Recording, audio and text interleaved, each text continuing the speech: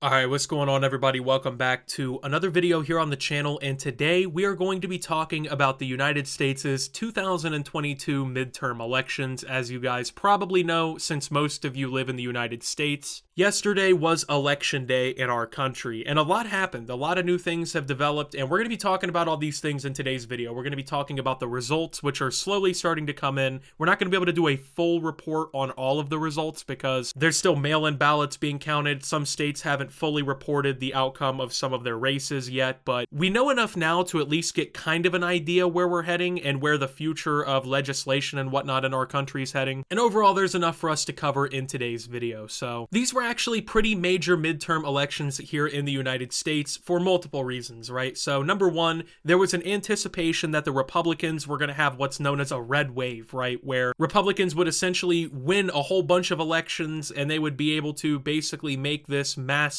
push and everything. They'd take back some Senate seats and some House seats, basically in the way where they could get a majority over both the Senate and the House. That's what a lot of people were expecting. The polls were indicating that a lot of people were going to be voting Republican come this time. Democrats, on the other hand, have basically been trying to hold on to control, right? You know, they've got Biden in office right now as a Democrat, and they want to make sure that in both the Senate and the House, they have the majority that they need to where Democrats can pass legislation easier. So both parties had completely different objectives and different goals, but they also had some unified goals going into this election, right? They both wanted to win that majority. They both wanted to win as many votes as possible so they can have more influence on the country. And well, we have some results. We have enough to talk about at least here and kind of discuss what's going to be happening in the future, what could potentially be looked forward to for Americans and what exactly is going to happen next. So please keep in mind that all of the information that you're hearing in this video is as of me recording it on the morning of November 9th. It is subject to change. I mean, there's going to be more results and everything coming in after this, but information is subject to change. But as it stands, as of me recording this, for the Senate results, 30 of 35 seats that were up for election have officially been called. Republicans actually got a massive win in the Senate here in the state of Ohio as J.D. Vance actually edged out opponent Tim Ryan. Going into this election, personally, I believed Tim Ryan was going to win this one. So to me personally, it came as a pretty massive surprise because it seemed like, at least from the sentiment that I had gotten here in the state of Ohio from living here, that a lot more people were in support of Tim Ryan than they were with J.D. Vance. So I was definitely taken by surprise. This gave the GOP a seat in the Senate that they crucially needed, and as it's standing right now, it looks like they're also going to win their Senate seats in Alaska, Nevada, and also in Wisconsin. All three of those races have yet to be called. They're still reporting some of the votes, but right now the Republicans have a lead in each of these three states. But that doesn't mean that the Democrats didn't also put in some work. As it stands right now, in the state of Georgia, in a pretty awesome run actually,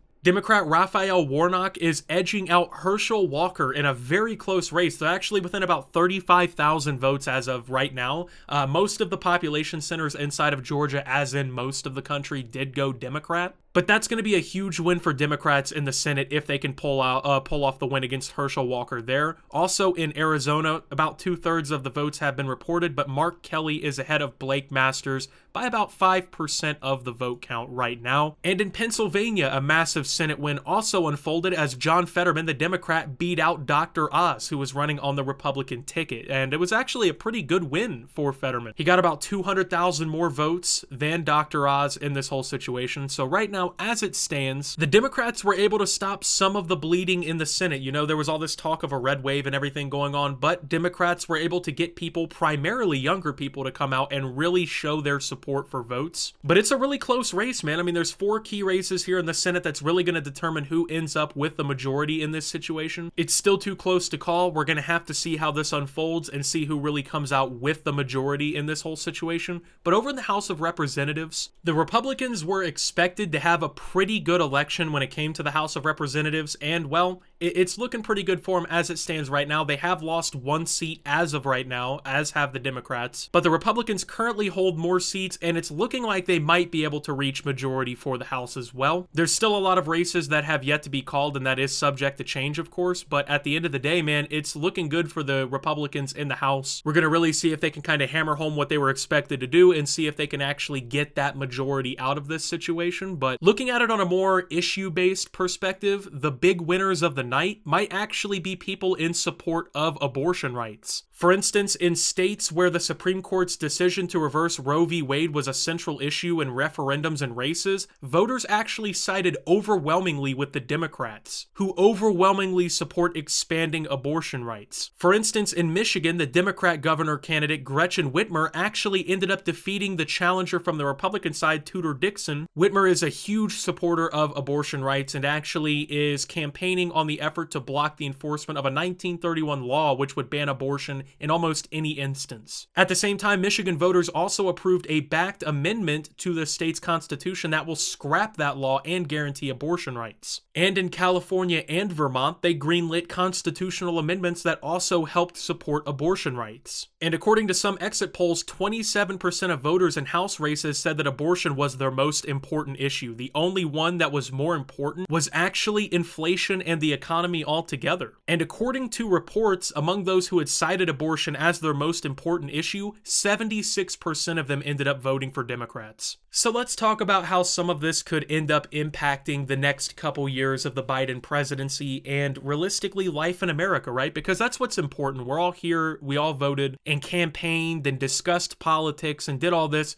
in the hopes that we're going to end up bettering America, right? Well, it really depends on how things work out. If the Republicans end up winning a majority in both the House and the Senate, it's going to be a fucking nightmare for Biden and a nightmare for Democrats in general. If Republicans are able to control both sides of Congress, they're going to be able to control the legislation that the Biden administration passes. This was a major campaigning point for Democrats as well. They wanted to prevent Republicans from having that push, having that influence, where they'd be able to, let's say, strike down a Democrat-led bill that they don't like, that they don't want to sponsor, right? So for Republicans, this was a huge push, right? Like they really wanted to be able to influence this and get their people in there so they could have more influence on the country and kind of stop some of what Biden, his administration, and the Democrats in general are wanting to do over the next few years. Now, on the other hand, of course, if the Democrats end up winning, even if they win either the Senate or the House, it's looking like they're more likely to win the Senate than the House as it stands right now. They'll have a better fighting chance for passing legislation, which could be massively important to the Biden administration. You got to think, right? Biden and his administration are currently dealing with a lot of low morale, right? Like a lot of the American people simply don't support the job being done by the president. For Biden, you know, if he wants to get reelected in 2024, some things are going to have to change. There's going to have to be, you know, a little bit more work on his part, more legislation passed. So for Biden, if the Republicans end up winning and getting, you know, some spots where they can kind of control legislation like this, it's going to be really hard for him to kind of, I guess, impose his will over the country and pass laws in his favor, which could very much negatively impact the public view of Biden, where, you know, people are going to think, oh, hey, he's not doing anything, right? He's not passing laws. He's not impacting my daily life, right? On the other hand, if the Democrats can come away with some key wins here in the next few hours, they're going to have a lot more control and they're going to be able to, hopefully for them at least, impose their will a little bit more in legislation and be able to hopefully save these last 2 years of the Biden administration. So I kind of wanted to give you guys a little coverage, give you guys a little update on what's going on. Depending on what happens, I might do a follow-up video kind of covering any of that information as well. So I hope you guys learned something from today's video. If you voted yesterday, go ahead and let me know who you voted for in which election down below. Let's go ahead and try, please, though, to keep the comments respectful. Respect each other's views, man. I mean, the last thing America needs is more division, so let's have some productive conversations in the comments down below. And with that being said, though, thank you guys for watching. If you did enjoy, make sure to leave a like, subscribe if you're brand new around here on the channel, follow me over on Twitter and Twitch at @SubTheOptimus. Make sure to check out Shoptimus down below. And of course, until my next video, guys, this is Optimus, well, talking about election night here in the United States and the outcome, and signing out.